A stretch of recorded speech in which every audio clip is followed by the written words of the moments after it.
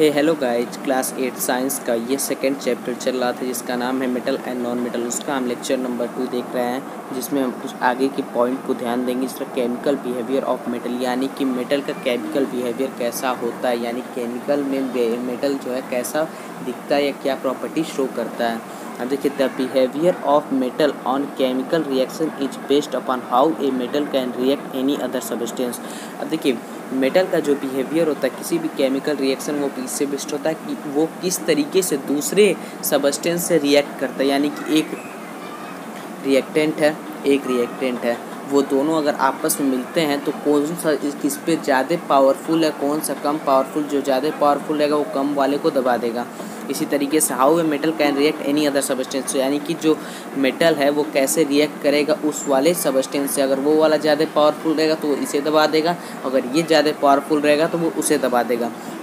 अब देखते हैं, the reactive action of metal are arranged in order in reactive series. अब देखिए, कौन ज़्यादा पावरफुल है, ये किस पे से करता है, रिएक्टिव एक्शन पे शो करता है। Reactive action of metal are arranged in order in reactivity series, यानी कि इसके लिए एक रिएक्टिविटी सीरीज बनाई गई है। कौन सा मेटल सबसे ज़्यादा रिएक्टिव है, यानी कौन सबसे ज़्यादा पावरफुल है, कौन सबसे कमज़ोर है वो सबसे नीचे रहेगा, जो ज़्यादा पावरफुल है वो सबसे ऊपर रहेगा। इसके लिए आपको रिएक्टिविटी सीरीज याद करनी पड़ेगी। कोई भी केमिकल रिएक्शन अगर कंप्लीट करना है, अगर मेटल है उसमें, तो हमें रिएक्टिविटी सीरीज की ज़रूरत पड़ती है। अब चलिए केमिकल रिएक्शन का कुछ एग्जाम्पल देख लेते हैं, फिर हम रिएक्टिविटी सीरीज को देखेंगे।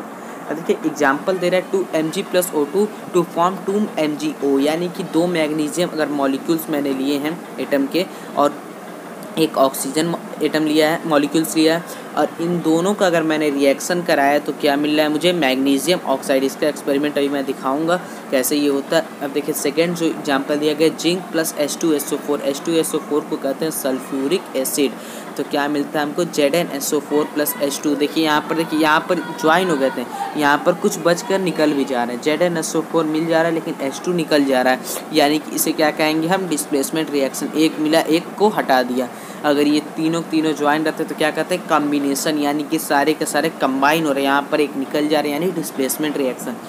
अब देखिए, नेक्स्ट आता है PbNO3 ट्वाइस, यानी कि लेड नाइट्रेट 2+2Ki, यानी कि 2 पोटेशियम आयोडाइड। अब देखिए, ये दोनों का अगर रिएक्शन कराया जाता है तो क्या मिलता है हमें, लीड आयोडाइड प्लस KNO3 का 2 मॉलिक्यूल्स किसका मिलता है हमें, KNO3, यानी पोटेशियम नाइट्रेट का 2 मॉलिक्यूल्स मिलता है। अब देखिए, ये कैसे हुआ है, क्यों ये Pb और K को कैसे ये हटा दिया गया है, NO3 कैसे इधर आ गया, क्यों I उधर चला गया, right hand side left hand side, ये जितना भी है सब रिएक्टिविटी सीरीज पे डिपेंड करता है। रिएक्टिविटी सीरीज को अगर आप ध्यान से याद कर लेंगे तो पता चल जाएगा कोई भी रिएक्शन में कौन ज़्यादा भारी पड़ता है, कौन सा मेटल ज़्यादा भारी पड़ता है, कौन सा मेटल कम भारी पड़ता है।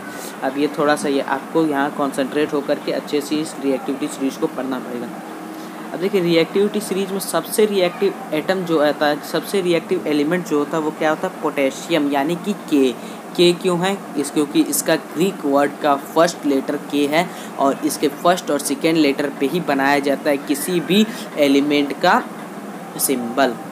इसी तरीके से आप ध्यान दीजिएगा, पोटेशियम मोस्ट रिएक्टिव इसलिए के, उससे कम sodium, calcium, magnesium, aluminium, zinc, iron, lead, hydrogen, copper, mercury, silver, gold. ये गोल्ड होता है सबसे कम रिएक्टिव होता है। गोल्ड पे अगर आप चाहें तो जिंक का परत लगा सकते हैं, आयरन का लगा सकते हैं, लेकिन अगर आप चाहें आयरन पे गोल्ड का परत लगाने के लिए तो आपको आयरन थोड़ा लेना पड़ेगा, गोल्ड ज़्यादा लेना पड़ेगा, तभी हो पाएगा। अगर चाहें तो हम आयरन ज़्यादा लेकर के, अगर गोल्ड से जितना गोल्ड ले रहे उतना आयरन लेंगे तो रिएक्शन नहीं हो पाएगा, आयरन की कॉन्स्टिट्यूएंसी ज़्यादा रहेगी वहाँ पर। अगर आयरन बहुत कम मात्रा में ले रहे हैं और गोल्ड की मात्रा अगर बहुत ज़्यादा कर दे रहे हैं, तब ये रिएक्शन पॉसिबल होता है। वो भी बहुत ही एक्सेप्शनल केस में ही पॉसिबल होता है, क्योंकि ये ध्यान दीजिएगा, कोई भी केमिकल रिएक्शन रिएक्टिविटी सीरीज पे ही डिपेंड करती है। यहाँ से ध्यान दीजिएगा, ये रिएक्टिविटी सीरीज में देखिए, सबसे ऊपर वाला जो मेटल रहेगा वो सबसे ज़्यादा रिएक्टिव रहेगा, और सबसे नीचे वाला सबसे कम रिएक्टिव। ये केमिकल रिएक्शन जब आप लिखेंगे, किसी भी चीज़ का, 2 चीज़ का केमिकल रिएक्शन कराते हैं तो पता चलेगा, इसका मान लीजिए K2SO4 है और NaCl है, तो KCl हो जाएगा, NaCO3, ऐसे ही बदलते रहेगा, क्योंकि ये जो रिएक्टिविटी जो रहेगी वो आपस में एक दूसरे को हटाएगी। जो ज़्यादा रिएक्टिव रहेगा वो उससे उसकी जगह छीन लेगा, और जो कम रिएक्टिव रहेगा वो भाई कहेगा भैया मुझे छोड़ दो, तो वो हट जाएगा। इस तरीके से आप ध्यान दीजिएगा, ये चीज़ रिएक्टिविटी सीरीज आपके लिए बहुत ही इंपॉर्टेंट टॉपिक है। अब चलिए आगे देखते हैं, action of air on metal. Air का एक्शन कैसा रहता है मेटल पे। जैसे देखिए, मेटल होता है, उसको अगर हम एयर में छोड़ देते हैं तो क्या होता है, the oxygen present in air act on metal to form their oxide, यानी कि अगर हम एयर में किसी भी मेटल को छोड़ देते हैं तो क्या करते हैं, उस पर एयर में क्या रहता है, ऑक्सीजन रहता है। ऑक्सीजन क्या करता है, उस मेटल पे अपना ऑक्साइड बना लेता है। ऑक्साइड बनाने से क्या होगा, वहाँ पर एक नया लेयर चढ़ा देता है, उस मेटल के ऊपर ऑक्साइड प्लेट का लेयर चढ़ा देता है। आप देखे होंगे कभी भी हम रख देते हैं मेटल को, कोई भी अगर इस्तेमाल छड़ को रख दिया जाता है छत पे, शुरू में एकदम कलर उसका रहेगा, उसके बाद देखेंगे रेड हो जाएगा, अलग अलग कलर में बदल जाते हैं सब। ये क्यों होता है, क्योंकि ऑक्सीजन जो होता है उस पर रिएक्ट कर देता है।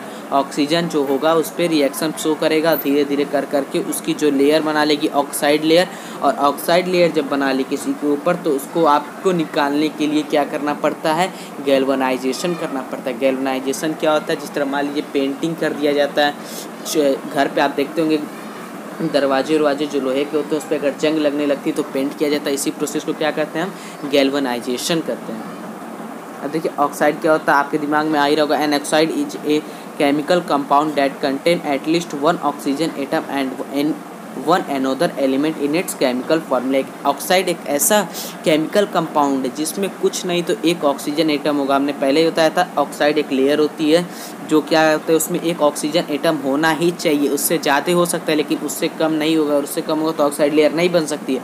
और दूसरा एक अदर एलिमेंट होगा। इस तरह मान लीजिए मैंने आयरन लिया था, एक लोहा लिया था, तो मैंने आयरन का एग्जाम्पल बताया था। अब देखते हैं एग्जाम्पल देखते हैं।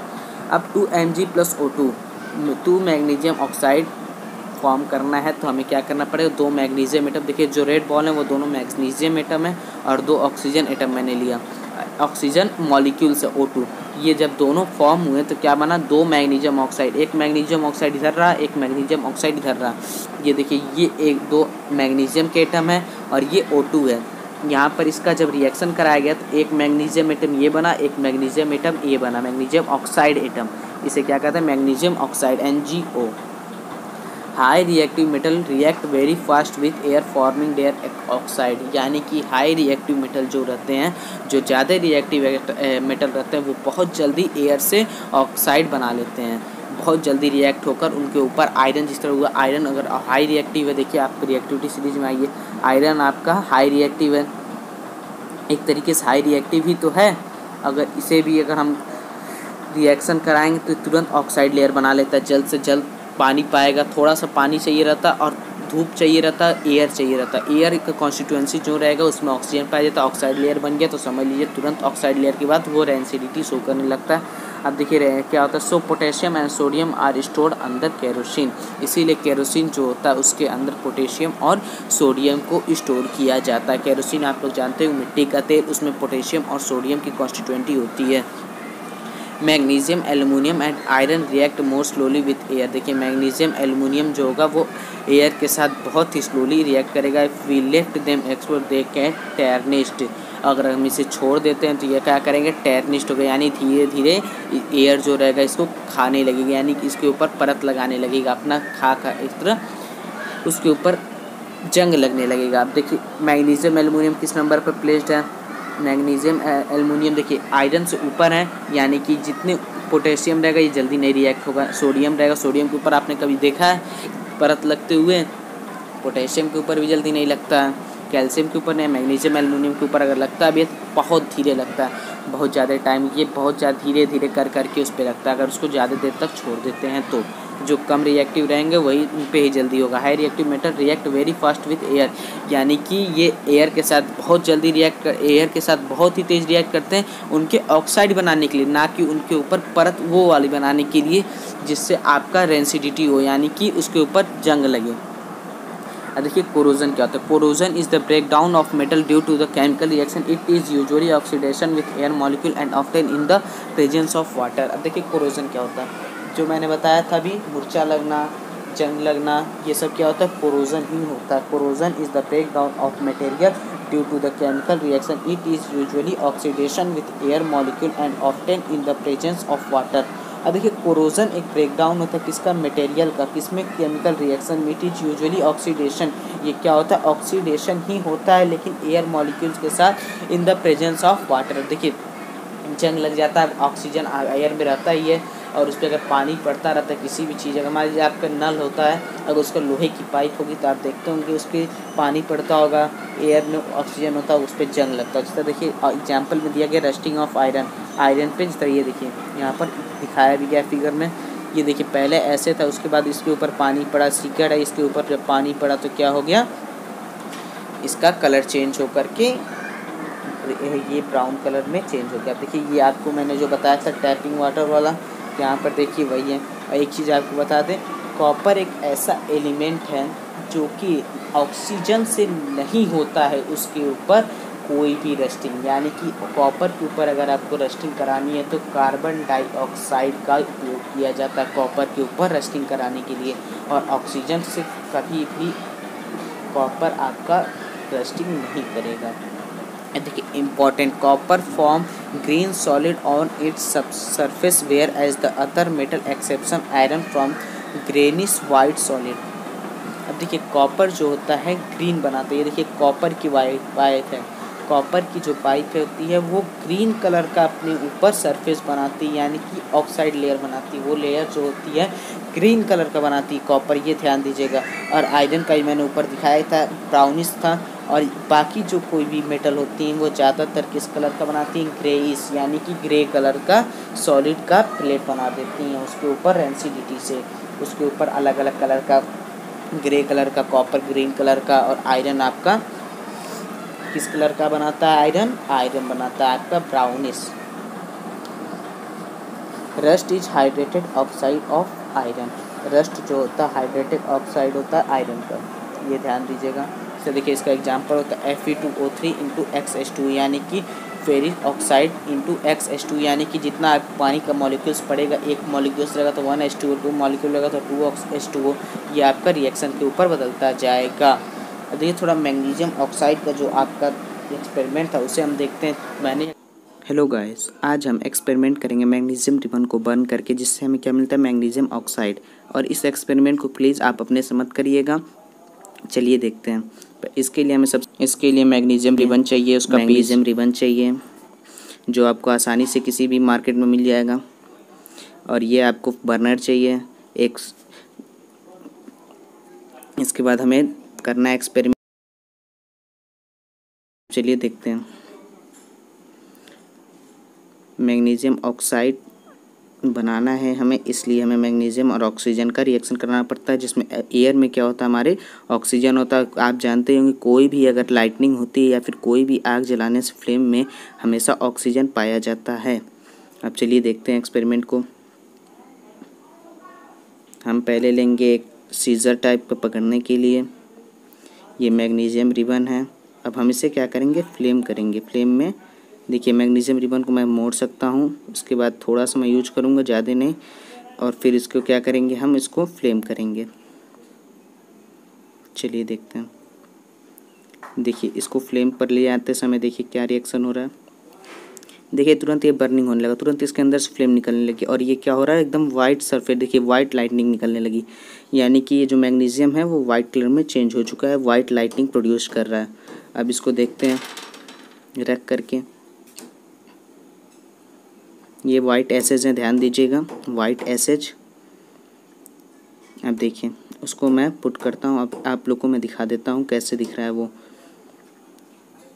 देखिए इसको मैं तोड़ सकता हूँ, वाइट एसेज जो बन जाते हैं वही है मैग्नीशियम ऑक्साइड। यही क्या है आपका मैग्नीशियम ऑक्साइड। आपने देखा मैग्नीशियम और ऑक्सीजन का रिएक्शन जब कराते हैं हम तो मैग्नीशियम ऑक्साइड बनता है, क्योंकि फ्लेम में जो होती है वो ऑक्सीजन पाई जाती है। Thank you. आपको एक्सपेरिमेंट समझ में आया होगा, और एक्सपेरिमेंट में आपको बहुत मज़ा आया होगा। अब आगे देखते हैं, कृपया करके उस एक्सपेरिमेंट को आप अपने न करें। अब देखते हैं आगे का, स्ट्रॉन्ग हीटिंग एयर, यानी कि इस हीटिंग किया जाता है एयर में अगर कोई भी चीज़ को, एलिमेंट को। जिस तरह देखिए कॉपर को अगर हम कॉपर एलिमेंट को अगर हम हीट करते हैं तो किस कलर का बनाता है, ब्लैक ऑक्साइड बनाता है, CuO, कॉपरिक ऑक्साइड, क्यूप्रिक ऑक्साइड क्या बनाता है, वो क्यूप्रिक ऑक्साइड बनाता है जो कि ब्लैक कलर का हो जाता है। आप देखिएगा एयर में किसी भी चीज़ को, कॉपर को अगर हीट करेंगे तो क्या बनाएगा, वो क्यूप्रिक ऑक्साइड यानी ब्लैक कलर में हो जाएगा। वही सिल्वर और गोल्ड को अगर हम हीट करते हैं, स्ट्रॉन्ग हीटिंग करते हैं, तो ये कोई कलर में चेंज नहीं करते हैं। ये चीज़ ध्यान दीजिए, सिल्वर और गोल्ड नो चेंज है, और कॉपर क्या होता है, ब्लैक ऑक्साइड यानी कि क्यूप्रिक ऑक्साइड बनाता ही है, बना सकता नहीं, माई मिस्टेक। अब चलिए आगे देखते हैं। Displacement of one metal by another, यानी कि एक मेटल का दूसरे मेटल के साथ डिस्प्लेसमेंट, ये आपका बेस्ड होता है किस पे, रिएक्टिविटी सीरीज पे। अभी मैंने बताया था रिएक्टिविटी सीरीज आप याद कर लीजिए, वही आपका इंपॉर्टेंट चीज़ है, इस लेक्चर में वही काम आएगा, इसके आगे भी आपको बहुत काम आएगा रिएक्टिविटी सीरीज। अब चलिए देखते हैं। A more reactive metal displace a less reactive metal in a reaction, यानी कि जो ज़्यादा रिएक्टिव मेटल होगा वो लेस रिएक्टिव मेटल को क्या करेगा, हटा देगा, उस रिएक्शन में से उसे उखाड़ फेंकेगा, उसे हटा देगा, क्या करेगा, उसे हटा देगा। A more reactive metal displace a less reactive metal in a reaction. जिस तरह देखिए एग्जाम्पल क्या होता है, इसका डिस्प्लेसमेंट का एग्जाम्पल है aluminium and iron displace copper and copper sulphate, copper from copper sulphate. Aluminium और आयरन जो होते हैं, अगर इन दोनों में से किसी का भी अगर हम कॉपर सल्फेट के साथ अगर कराते हैं रिएक्शन, तो क्या होगा, आपका कॉपर को कॉपर सल्फेट में से हटा देगा, आयरन सल्फेट बन सकता है, एल्युमिनियम सल्फेट बना लेगा, एल्युमिनियम के साथ कराएंगे तो एल्युमिनियम सल्फेट बना लेगा, आयरन के साथ कराएंगे तो आयरन सल्फेट। अब देखिए इसका एक रिएक्टिविटी सीरीज के लिए एक आपका वीडियो है, उसको देखिए, इसके साथ आपको उस वीडियो के बाद आप उस पर रिस्पॉन्स करिए। अब आगे देखते हैं। Reaction of iron nails with copper sulfate solution. In this module, you will learn about the reaction of iron nails with copper sulfate solution. When an iron object is kept in copper sulfate solution, the color of the object and the copper sulfate solution changes. Let us perform an activity to find out the details of this color change.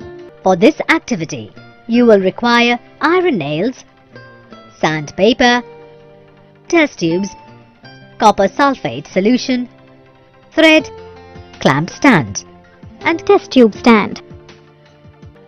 Take 2 test tubes marked as A and B, and in each test tube pour about 10 milliliter of copper sulfate solution.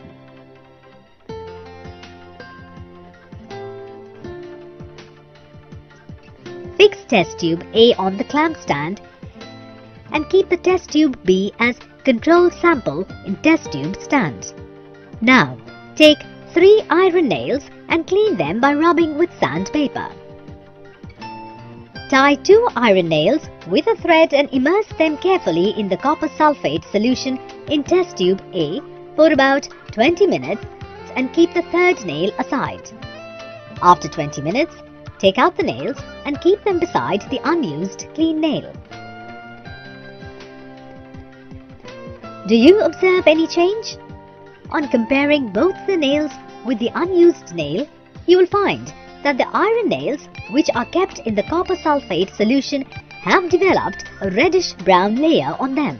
Now, take out the test tube A from the clamp stand and keep it beside test tube B for comparison. On comparing both the solutions, you will find that the original deep blue color of the copper sulfate solution has faded away.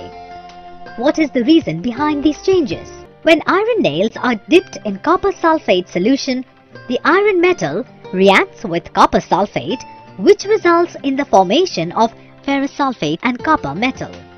In this reaction, iron being more reactive than copper displaces copper from the copper sulfate solution and forms ferrous sulfate, which fades the deep blue color of the solution. The displaced copper then deposits on the iron nails in the form of a reddish brown coating. Since in this reaction, a more reactive metal iron displaces a less reactive metal copper from its compound, it's a displacement reaction. In this module, you have learnt that iron metal displaces copper from its compound copper sulfate and forms iron sulfate along with copper metal. This reaction is a displacement reaction. इसके साथ इस lecture में यहीं तक, और आगे के लिए हम आगे के लेक्चर में देखेंगे। अगर आपको कोई भी क्वेरी है तो आप हमसे व्हाट्सएप ग्रुप में आस्क कर सकते हैं, और आपको जो होमवर्क दिए जा रहे हैं वो खुद से करिए और उसका सॉल्यूशन जल्द से जल्द सेंड करिए। Thank you.